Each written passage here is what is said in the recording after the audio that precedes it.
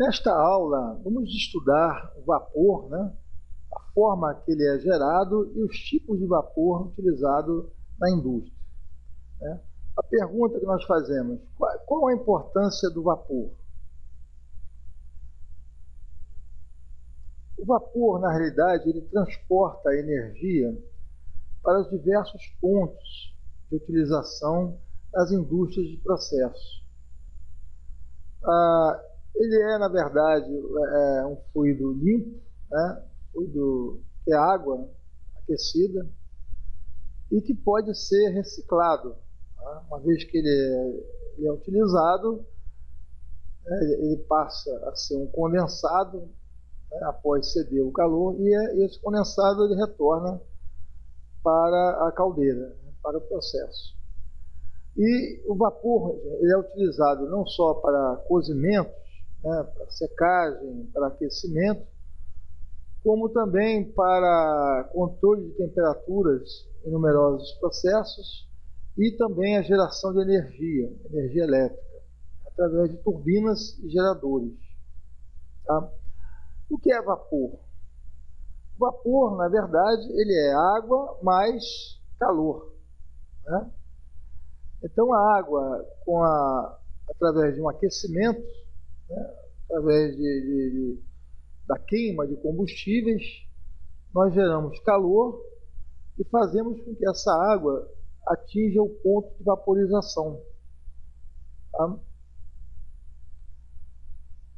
Como falei a vocês, o vapor é gerado a partir da água, né? Quer queira, quer não, um fluido que pode ser reciclado, né? Você pode aproveitar essa água, né, para gerar novamente vapor. Ele permite o ajuste da temperatura pela pressão.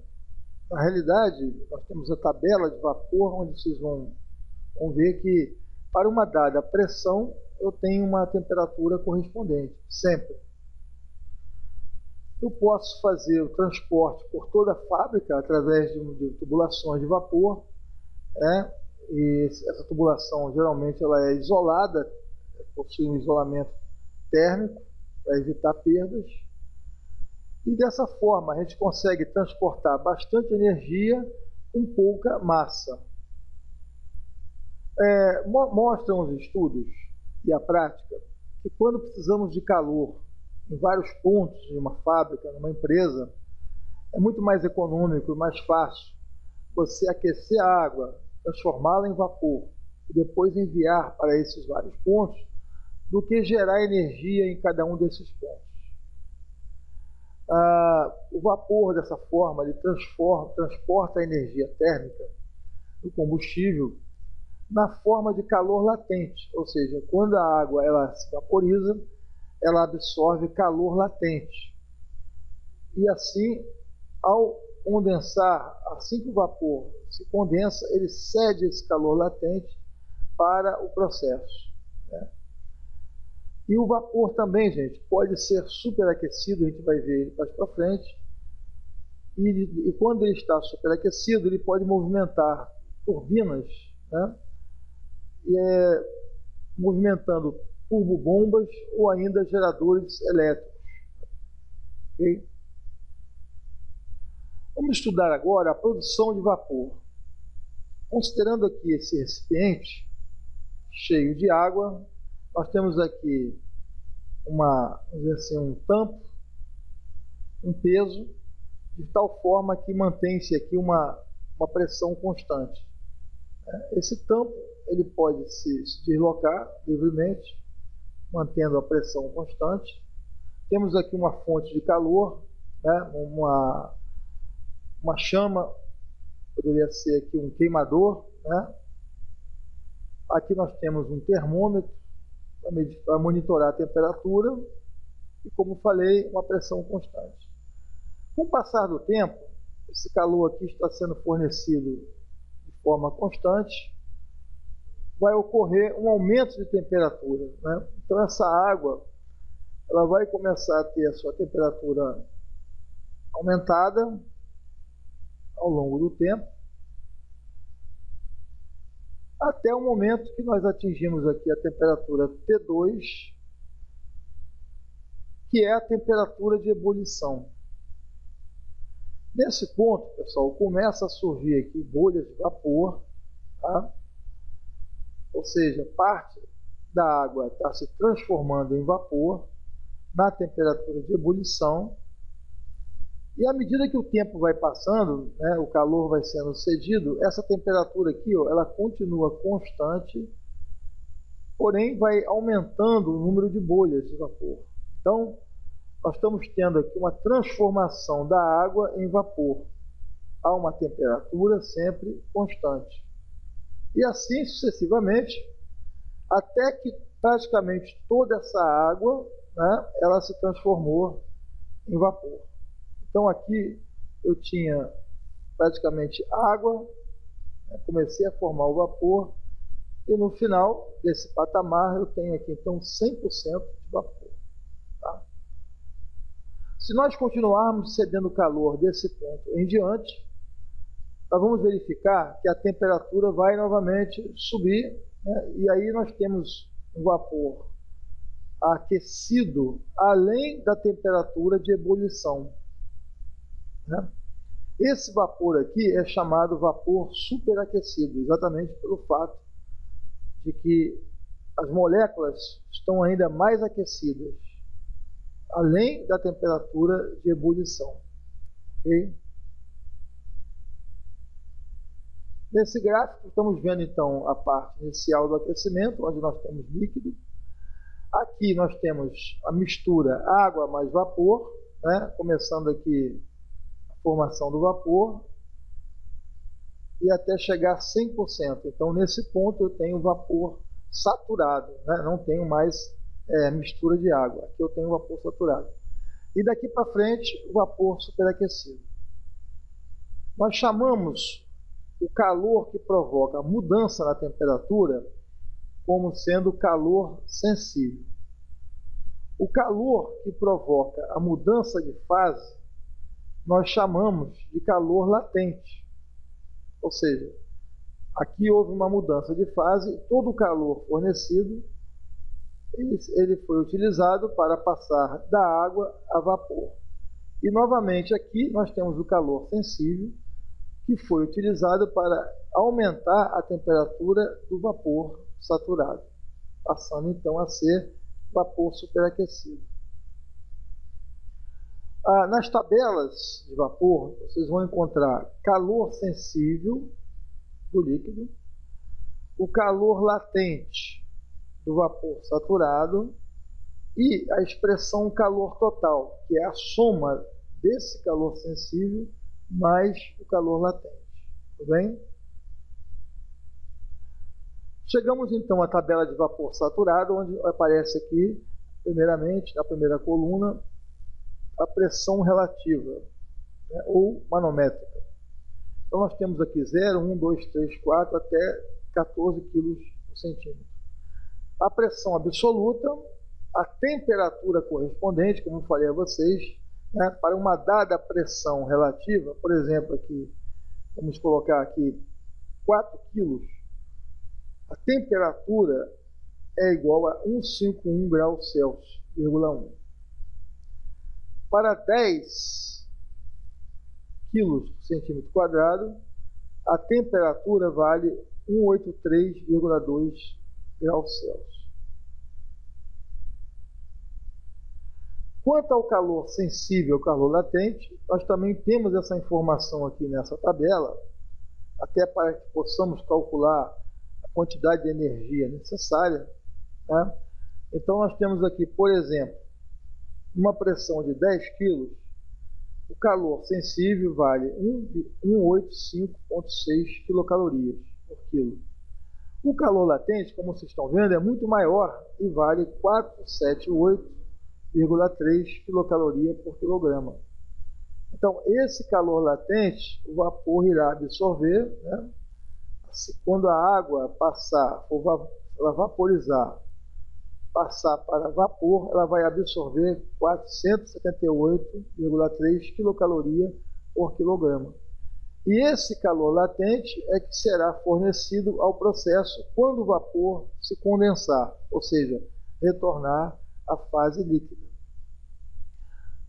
Para que vocês possam comparar aqui, por exemplo, se nós tivermos uma pressão de 1 kg ao invés de 10, né, se eu estiver consumindo esse vapor lá no meu processo, digamos que eu reduzi a pressão de 10 para 1 kg, o calor latente ele vai aumentar de 478 para 525,9, enquanto que o calor sensível desse vapor a baixa pressão será de 119,9. Então, gente, isso aqui explica por que nós consumimos sempre o vapor, preferencialmente, a uma pressão mais baixa. Por quê? Porque ele possui um calor latente maior em pressões baixas do que se ele estivesse em pressões mais elevadas. Tá? Por outro lado, quando eu produzo o meu vapor na caldeira a uma pressão maior, eu tenho um volume específico em metro cúbico por quilo menor. Então, por exemplo, a 14 quilos aqui eu tenho um volume específico de 0,134. A 10 quilos, 0,180. E quando eu tenho uma pressão menor, por exemplo, de 1 kg, esse volume específico passa para 0,902 metro cúbico, ou seja, muito maior do que em pressões mais altas. E dessa forma, eu produzindo vapor em altas pressões, eu tenho necessidade de tubulações menores. Por quê? Porque o volume desse vapor ele é menor. Tá? Porém, quando nós vamos consumir esse vapor, nós vamos consumir em baixa pressão. Por quê? Porque o calor latente é bem superior, né, ao calor latente a altas pressões. Ok? Então, por essa tabela, nós podemos ter todas as informações necessárias com relação à pressão, temperatura, calor sensível, calor latente, calor total e o volume específico. Outro conceito importante é a qualidade do vapor, conhecida como título. O que significa título? O título é o percentual de massa de vapor existente em uma mistura de vapor saturado. Na indústria, dificilmente um vapor ele é um vapor seco. Ele sempre tem umidade presente. Por quê? Porque você tem as perdas de energia ao longo da tubulação, né? Ao longo do transporte desse vapor, ele sempre vai perder energia para o ambiente, né? Então, por causa disso, existe o isolamento térmico, né? Mas ainda assim você tem as perdas de energia. Nesse conceito aqui que nós temos, que a massa de vapor existente, uma mistura de vapor, se nós tivermos 1 kg de vapor saturado com um título de 70%, significa que 0,7 kg dessa massa será vapor e 0,3 kg será água. Ok? Por exemplo, se eu tenho um título de 50%, significa que 0,5 kg é vapor e 0,5 kg é água. Ok? E aqui temos a equação do título: massa de vapor sobre massa de vapor mais água, né? A massa total, vezes 100%. Ok? É um conceito importante e que tem a ver com a qualidade do vapor. Um dos fatores que reduz a qualidade do vapor, gente, é quando você tem um consumo muito grande, muito próximo da produção máxima da caldeira. Então, o teu processo ele demanda uma quantidade enorme de vapor, tá? Praticamente já está empatando com a produção da caldeira. Então, isso causa um arraste muito grande de umidade junto com o vapor, e isso aí é levado para a tubulação, é levado para o processo e prejudica muito a qualidade do vapor. Casos como esse, de alta demanda, alto consumo praticamente empatando com a produção máxima de vapor da caldeira, necessitam aí um estudo para se ou comprar uma caldeira nova, né? Certo? Uma nova caldeira que venha a suprir essa demanda muito grande, ou então você utilizar múltiplas caldeiras, 2 ou mais caldeiras, para suprir essa demanda grande. Tá? Caso contrário, a qualidade do vapor vai ser bastante prejudicada. Okay? O vapor saturado, então, gente, ele pode se classificar em vapor seco, que é muito difícil de você conseguir, onde você teria um título de 100%, ou seja, toda a massa é vapor, e vapor úmido. O vapor úmido, nós temos então uma parte desse vapor, na verdade, na forma de água, né? Uma vez que ele tem perdas, né, pela própria distância a ser percorrida, e também pela própria caldeira em si, né, que sempre você tem partículas de água também sendo levadas junto com o vapor, ainda que sejam mínimas, ok? O outro tipo de vapor que nós já comentamos é o vapor superaquecido, e esse vapor superaquecido ele se encontra a uma temperatura acima da temperatura do vapor saturado. Tá? Por exemplo, nós temos aqui um equipamento, né, onde eu tenho vapor saturado úmido, uma pressão de 10 kg e, de acordo com as tabelas de vapor, uma temperatura de 183,2 graus Celsius. O vapor saturado seco, ele se encontra também na mesma temperatura, porém ele não tem a umidade, né? Quer dizer, há uma diferença aqui porque toda a mistura água e vapor se transformou em vapor saturado seco. E finalmente vapor superaquecido, que se encontra a uma temperatura superior à temperatura de saturação, que é de 220. Ora, 220 graus menos 183 vai me dar em torno aí de 37 graus. Então ele está 37 graus acima da temperatura de saturação. Okay? Isso é conhecido como sendo o grau de superaquecimento, ou seja, a quantidade de graus que ele está acima da temperatura de saturação. Okay? No vapor superaquecido, você garante, né, que o vapor está realmente seco e sem umidade, okay? Sem a presença de partículas de água. Num sistema de geração de vapor, né, você tem também a distribuição, né, que são as tubulações, sistema de isolamento térmico, filtros, você tem separadores de umidade.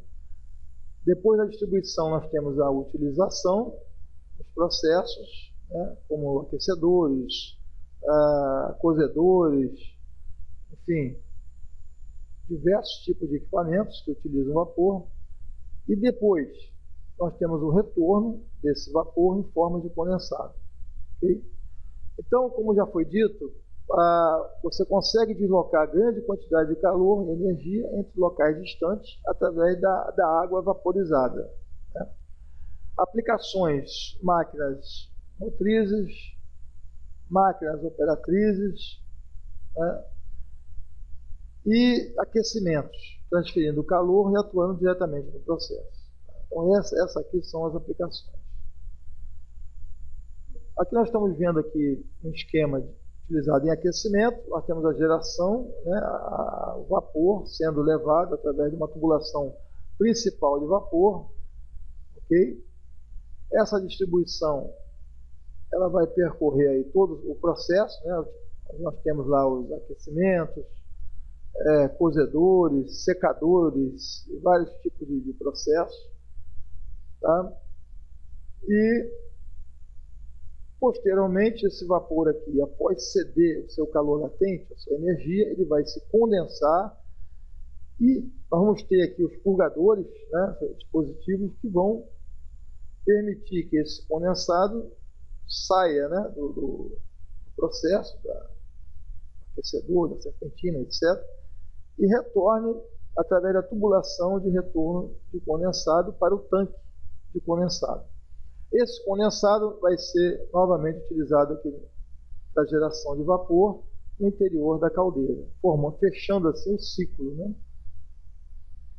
Já na geração de energia, nós temos então um vapor superaquecido, quer dizer, o vapor ele sai da caldeira em forma de vapor, retorna para um equipamento chamado superaquecedor. Estamos vendo aqui esquematicamente. Ele sai superaquecido e vai para uma turbina. Nessa turbina, ele vai se expandir contra as palhetas da turbina, vai girar essa turbina, movimentar, que por sua vez está conectada ao eixo de um gerador elétrico, tá? Gerando assim a energia elétrica. Tá? Isso aqui é muito utilizado nas usinas de açúcar e álcool, por exemplo, já que eles têm lá um excedente de geração de vapor, né? Eles queimam bagaço de cana e produzem um vapor superaquecido, né? Que também pode ser levado aqui para uma redutora, para um superaquecedor e utilizado nos processos de aquecimento. Mas a principal função aqui seria gerar energia elétrica. Okay? Então, nós fechamos esse módulo sobre o vapor, a sua importância e a sua aplicação. Okay? Até a próxima aula.